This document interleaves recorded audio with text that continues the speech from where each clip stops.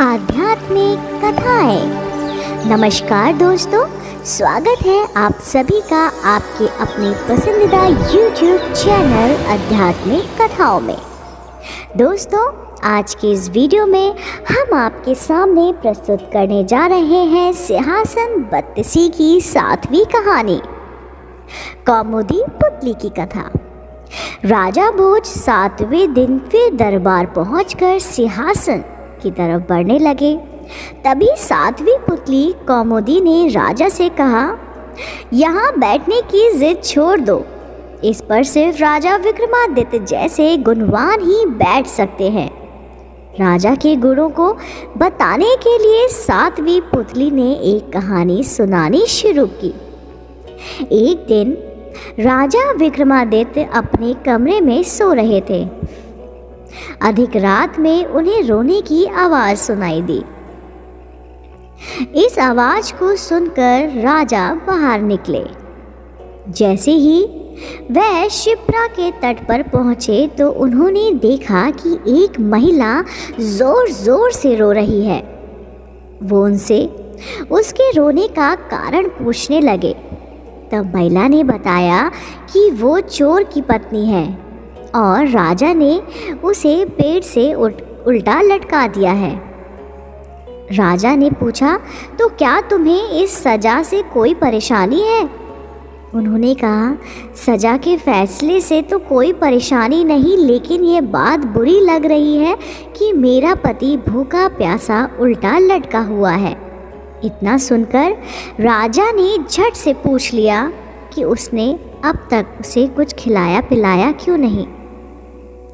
तब उसने कहा, वो बहुत ऊंचाई पर लटका हुआ है और मैं किसी की मदद के बिना उस तक खाना नहीं पहुंचा सकती हूँ। तब विक्रमादित्य ने कहा, चलो मैं तुम्हारे साथ चलता हूँ। यह सब सुनकर महिला बहुत खुश हुई। वो महिला उस व्यक्ति की पत्नी नहीं बल्कि एक भूत थी जो उस लटके हुए शख्स को खाना चाहती थी। उसने राजा विक्रमादित्य के साथ वहां पहुंचकर उस स्थान को खा लिया। यानी कि जो बंदा लटका हुआ था उस इंसान को उसने खा लिया। भूख मिटते ही उसने राजा से मनचाहा वरदान मांगने को कहा। तब नरेश विक्रमादित्य ने उससे अन्नपूर्णा पात्र मांगते हुए कहा कि इससे उसकी प्रजा का भला होगा। इस वरदान को सुनने के बाद उस राक्षसी ने कहा कि अन्नपूर्णा पात्र देना उसके बस में नहीं है, लेकिन वो अपनी बहन को कहकर उसे दिला सकती है। वह राक्षसी अपनी बहन के पास पहुंची और सारी की सारी बातें बताते हुए उसने अन्नपूर्णा पात्र मांगा। उसकी बहन ने खुशी खुशी वह पात्र राजा विक्रमादित्य को दे दिया। उस पात्र को लेकर राजा आगे बढ़े ही थे कि उन्हें एक ब्राह्मण रास्ते में भूख से तड़पता हुआ दिखाई दिया। उसने कहा, हे राजन, मैंने बहुत दिनों से कुछ खाया नहीं है, मुझे जल्दी से कुछ खिला दो। राजा ने तुरंत अन्नपूर्णा पात्र से भोजन मांगा और ब्राह्मण को खिला दिया।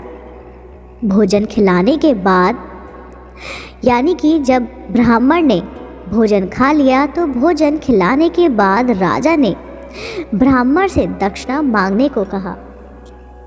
ब्राह्मण ने राजा से वह पात्र मांग लिया और कहा कि इसकी मदद से वह कभी भूखा नहीं रहेगा। राजा ने बिना किसी झिझक के उसे तुरंत वह पात्र दे दिया और राजमहल की ओर आगे बढ़ गए। इतनी कहानी सुनते ही 7वीं पुतली भी उड़ गई। यह सब सुनकर राजा भोज सोच में पड़ गए।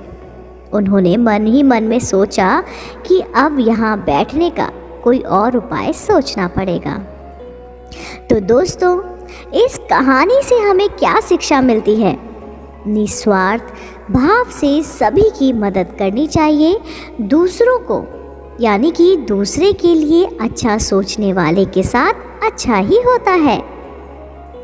दोस्तों, उम्मीद करती हूँ आपको मेरे द्वारा सुनाई गई कहानी सिंहासन बत्तीसी की 7वीं कथा पसंद आई होगी, जो कि कौमुदी पुतली की कथा है। अगर आप मेरे YouTube चैनल पर नए हैं तो मेरे चैनल पौराणिक कथाओं को तुरंत लाइक कीजिए, शेयर कीजिए और सब्सक्राइब करना बिल्कुल ना भूलिए। मैं आपको मिलती हूँ जल्द ही इसी YouTube चैनल पर। आप देख रहे थे अब तक आध्यात्मिक कथाएं।